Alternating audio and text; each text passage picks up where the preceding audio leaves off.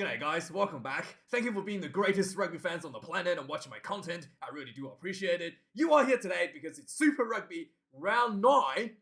Hurricanes versus the Brumbies in Wellington. Bit of a wet, dewy conditions tonight. But yeah, this was a pretty close game in the first half, I would say. And then the second half, Hurricanes quite convincingly, I would say, beat the Brumbies and closed out the game 32-27. The Brumbies had a late kind of tried to catch up the score a little bit, but overall the Hurricanes was firmly in control, I would say, in the second half. The Brumbies, though, really showed a lot of defensive issues this game. The Brumbies really was, like, the Hurricanes wasn't really the most clinical game. Like, the dewy conditions resulted in a lot of handling errors for both teams, actually. But the Brumbies, the defense was, at some point, literally laughably bad. Go back and watch some of the tries that the Hurricanes scored. It's just laughably bad how poorly the Brumbies defended in some of these tries that the Hurricanes were basically handed freebies. The Brumbies, however, did get 2 long field tries due to Hurricanes' errors. But yeah, the poor tackling is something that I think was quite a bit embarrassing to watch for the Brumbies' perspective. Outside of that, there was another embarrassing point where Jordie Barrett missed a conversion right in front, which, by the way, kind of like, I guess, actually made the Hurricanes play a bit better after Jordie Barrett missed the goal right in front, because Hurricanes kind of realized that they're not going to be able to win the game relying on Jordie Barrett kicking for 3 points, and they're not going to be able to win the game by just penalties against the Brumbies, right? So the Hurricanes did what, a good rugby team with professional players with heart should be doing in a situation like this, and they put their heads down, they grinded for that try and really solidified their position in the game. And won the game quite comfortably in the end, 32-27. The Brumbies was never in reach to kind of like challenge the lead. And and it was all resulted in the Hurricanes made the tough decision to go for the try instead of going for 3 points. And paid off for them. And what a convincing win this was for the Hurricanes. So let's have a look at some of the interesting stats come out of this game. 4 tries apiece. The Hurricanes was able to edge out on penalties a little bit, basically, but the Brumbies really was, playing the chasing game, was not really able to get there. The conversions, missed conversion of the Brumbies also hurt them quite a lot. There was a conversion that the Brumbies had an opportunity to just, with their third, I think it was their third try. Maybe it was like the third try, where if they had got the conversion, then they just have to score the 4th one to put themselves ahead, but they were not able to do so. So which means that the Brumbies, really hurt themselves a bit wasn't able to convert in those conversions that they really, really needed. In terms of run meters, 688 to the Hurricanes, 572 for the Brumbies. Defenders beaten though, like you can see here, 40 defenders beaters for the Hurricanes. The defense was just really not that great. The Brumbies though also beat 29 defenders. It's not that, slightly better for the Hurricanes. 21 turnovers conceded for the against the Hurricanes and 18 against the Brumbies. Very high numbers for both teams due to the wet conditions. Also, the breakdown seems to be a little bit of an issue for the Brumbies as well. There was a lack of commitment at the breakdown, which given a lot of opportunities for the Hurricanes to get the ball back. Tackles made, 101 tackles made for the Hurricanes, 29 missed tackles, something that they probably want to improve. But the Brumbies tackling was like laughably bad this evening. 14 missed tackles out of 147.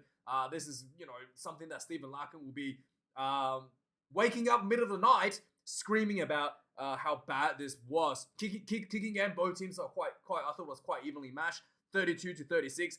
Morby, the Hurricanes number 10, was exposed a little bit with his kicking game. The Brumbies were targeting him a little bit, but overall, I thought this was quite even. No team really had a huge advantage over the kicking game. But in terms of conversions, both teams have struggled a little bit. Jordie Barrett, like I said, missed a quite easy penalty right in front, whereas the Brumbies missed 2 crucial conversions that saw them not able to really get that, reach to win the game at the end. Lineouts for both teams, a perfect 12 for the Hurricanes, 9 against the Brumbies. The Brumbies more was looking really devastating, but the Hurricanes really managed well to not give Brumbies opportunities inside their own 22 with line-out mauls. So yeah, the Brumbies did look good in that regard. That's probably one of the key areas where the Brumbies did have a significant, and not significant, like a clear advantage over the Hurricanes, but the Hurricanes was able to manage that quite well. Penalties, both teams really, really disciplined. The Brumbies has been quite a disciplined team throughout the season, but Hurricanes only conceded 4 penalties the entire game. Brumbies only 6 this entire game, so extremely disciplined game for both teams. And overall, this was a rather entertaining, rather tight game to watch. So yeah, so right from the start, the Hurricanes and the Brumbies kind of went off. The Brumbies was kind of on the receiving end of a bit of pressure from the Hurricanes from the start. Right at the beginning though, there was a bit of a weird situation where one of the balls kind of bounced off the Hurricane player's chest, and the referee said it was not a knock on. I was like screaming, James Dolman, a cheat when I saw this. But luckily that was not, that was just like a mistake from him. For the rest of the game, I thought it was quite fair. I was like beginning to worry. They had a 16th player on the field for the Hurricanes when that decision was made right at the beginning. But yeah, anyway, the Hurricanes was putting Brumbies under a bit of pressure early on. There was a tackle on the Hurricane players on the wing. The ball came loose. Brumbies gets the ball, just decided to counter-attack from inside their own 22. There was no kicking the ball, which was a really good decision. They spread the ball out wide. So basically they spread it out wide. The center field, they basically break over in the center field. A nice little interchange passes. The ball ended up with Nick Frost right down the center. The big man, he still had like 10 minutes to run with 2 players on it. He just like ducked his head down and barged himself through for the first try for the Brumbies. 5 points to, not 5 points to nil, 7 points to nil, but Brumbies lead the Hurricanes. The whole stadium was just completely dead silent at this point. It was almost like this cry didn't happen because it was 0 reactions from the stadium, right? As you can, as this was, played in Wellington. And then, sure enough, the Hurricanes fights back about a few minutes later. There was a lot of repeated penalties for the pressure continued to build for the Hurricanes. There was a lot of repeated penalties against the Brumbies. Hurricanes had a penalty advantage. So they just kept building pressure. And this was like a really, really weird, I wouldn't even say a crossfield kick. This was a side field grabber. So one of the I think it was Morby, had a ball. Instead of a crossfield kick, he just grubber kicked the ball literally sideways. It was like hardly any form going. You literally looked like he could have just passed it, right? But he decided to grab a kick, but he paid off. He went to the winger. The bit of footwork for the Hurricanes, and then Flanders goes in for the return try. And suddenly the scoreboard is 7 points apiece for both teams. And then a few minutes later, the Hurricanes, Osafa Amoa, someone who'd be probably looking at getting himself a run at the Rugby World Cup, has been tremendously good for Hurricanes this season. Just his ball carrying, you're almost forgetting that he's actually a front rower. So he, again, just gets the ball, right? And just good body position, good leg drive, punches himself through down the sideline.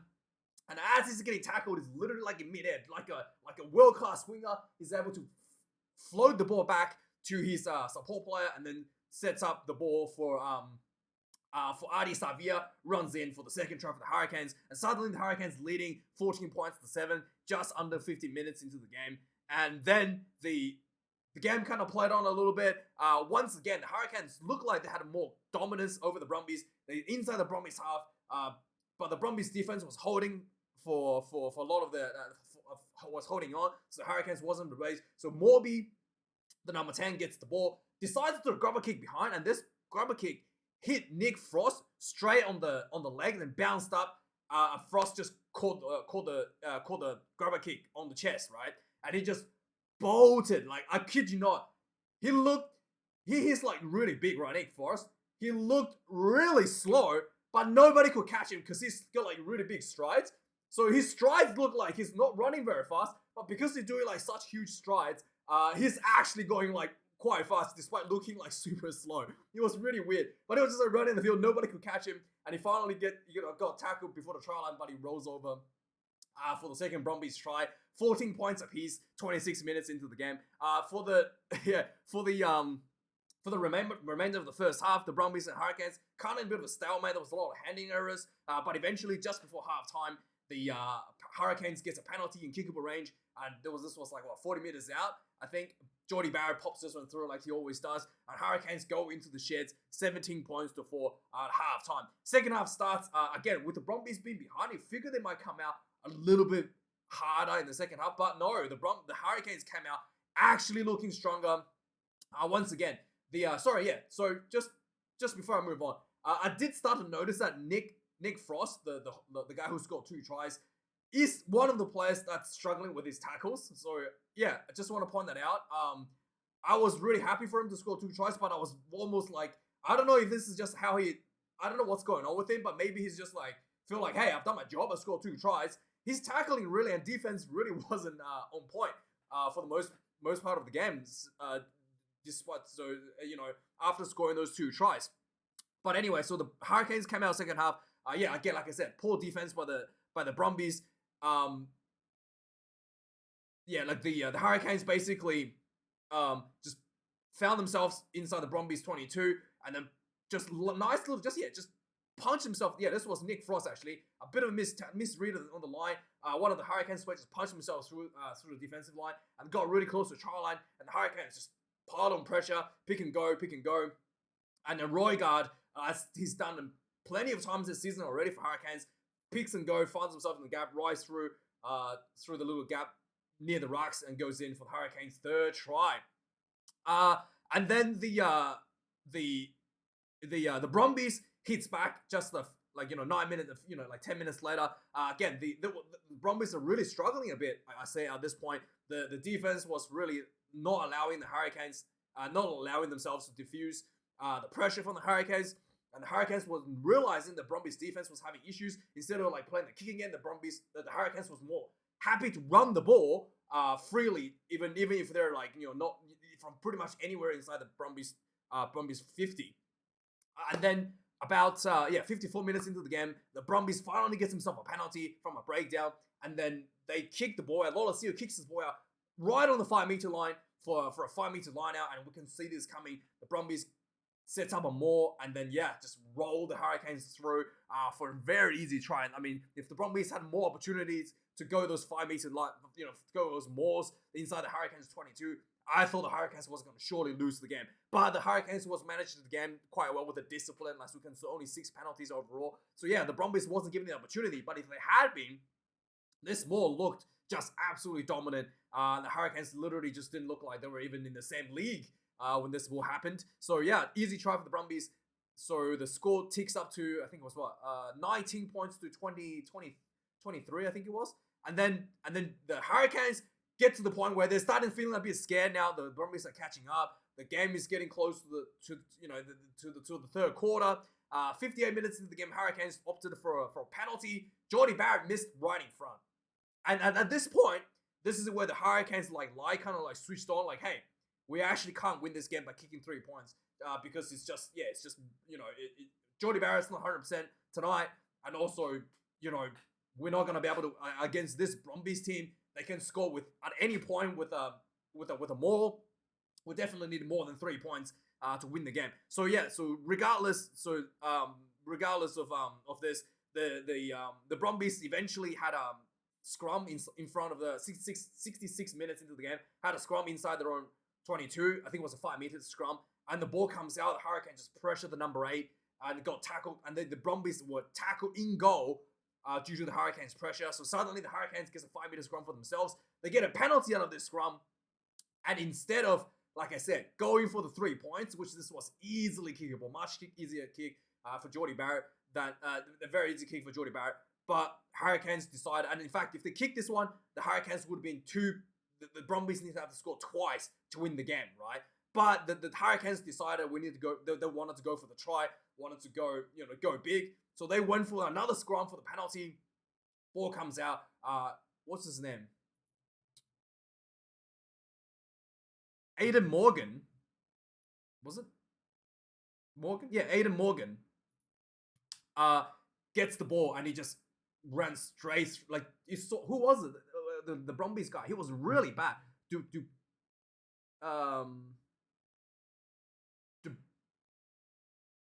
Which one was it? Who was it? There was one of the Brumbies guy who was really bad.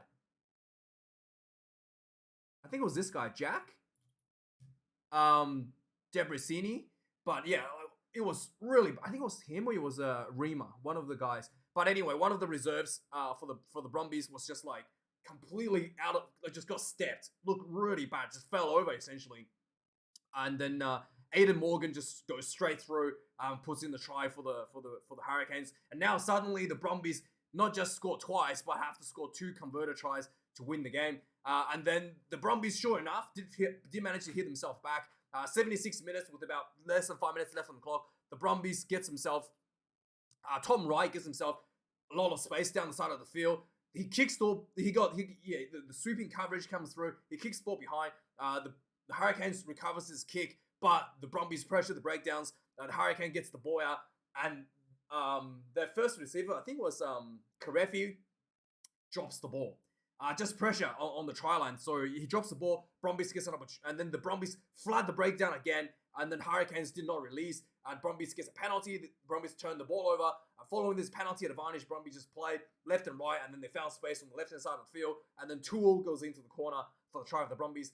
Brumbies really needed this conversion to go through to be able to win the game with the next converted try. But yeah, unfortunate for, what's his name? Not Lockie Lonergan. Yeah, Ryan Lonergan, he misses his kick, and suddenly the Brumbies still need to score twice to win the game with about 2 minutes left on the clock. And then Brumbies, you really tried themselves hard to try to get themselves a bonus point, but eventually the clock ran out, and the Brumbies, thinking back, if the Hurricanes had taken the 3 points instead of this Morgan try, the Brumbies could have won the game here, right?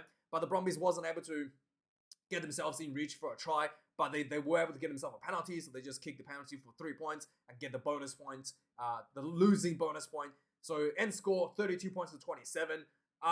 So good performance by the Hurricanes and the Brumbies. Yeah, the defense was something that I think was a little bit embarrassing. But overall, the Brumbies did show that the dominance in the rolling maul, and the Hurricanes really kept the discipline under control. Both teams had really good disciplines tonight, and and the Hurricanes was able to hold on with just good discipline in this game actually. So that does win you games sometimes. So yeah, 32 points, 27 is the final score. Let me know your thoughts about this game, guys, and thanks for watching. I'll see you guys for more reviews. Cheers.